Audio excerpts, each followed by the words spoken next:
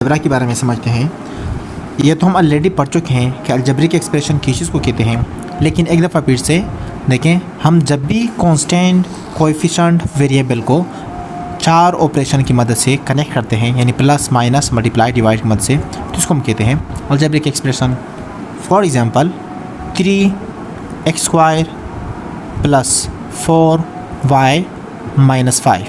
अब इसमें अगर हम देखें तो 3x के दरमियान मल्टीप्लाई है, कुछ नहीं तो मल्टीप्लाई है, उसके बाद प्लस, यहाँ पर फिर से मल्टीप्लाई और यहाँ पर माइनस। तो यहाँ पर कांस्टेंट, कोएफिशिएंट और वेरिएबल को हमने कनेक्ट किया है प्लस, माइनस और मल्टीप्लाई की मदद से, तो इसको हम कहते हैं अलजेब्रिक एक्सप्रेशन। और इसी तरीके से हम दूसरा एग्जांपल करते हैं -5x + 3y - 7/5। अब इसको अगर हम देखें माइनस, प्लस, माइनस और यहाँ पर डिवाइड, यहाँ पर मल्टीप्लाई और यहाँ पर भी मल्टीप्लाई, तो यहाँ पर हमने 4 ऑपरेशन का इस्तेमाल करके कांस्टेंट, कोएफिशिएंट और वेरिएबल को हमने कनेक्ट कर दिया, तो इसको हम कहते हैं अलजेब्रिक एक्सप्रेशन।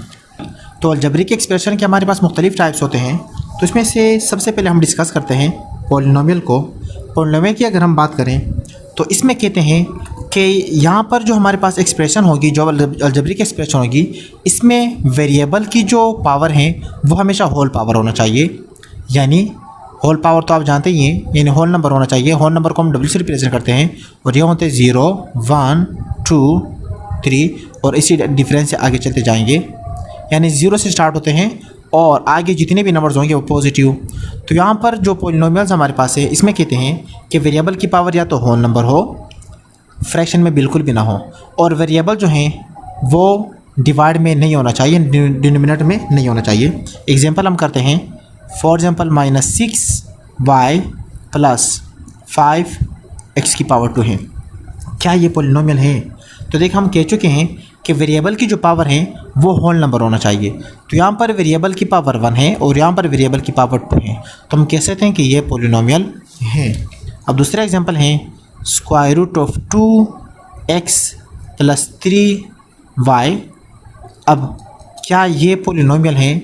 अब यहाँ पर अगर हम देखें तो यहाँ पर x की पावर 1 और y की पावर 1 है, जबकि होल नंबर हैं, लेकिन यहाँ पर √2 भी है। तो हमने कहा था कि हम वेरिएबल की पावर को देखेंगे, √2 को हम नहीं देखेंगे। यानी जो हमारे पास कोएफिशिएंट या कांस्टेंट होते हैं उसको नहीं देखेंगे, बल्कि वेरिएबल की पावर को हम देख के फैसला करेंगे। तो यहाँ पर वेरिएबल की पावर 1 है, तो हम कह सकते हैं कि ये एक पॉलिनोमियल है। और उसके बाद हम तीसरा एग्जांपल करते हैं कि 3xy - 5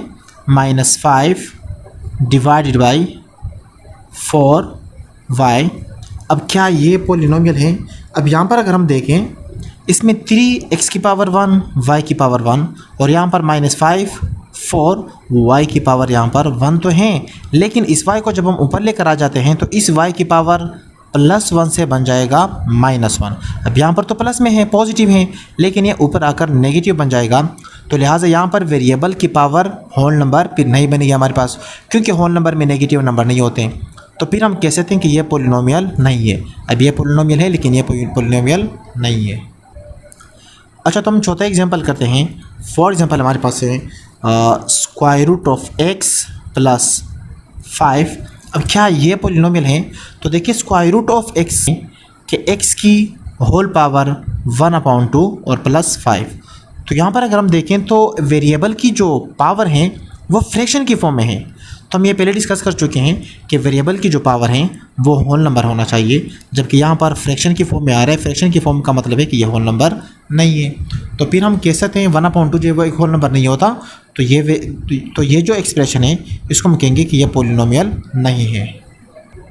अच्छा, उसके बाद हम लास्ट एग्जांपल करते हैं। फॉर एग्जांपल अगर हम लिखें सिर्फ और सिर्फ 5, क्या ये पॉलिनोमियल है?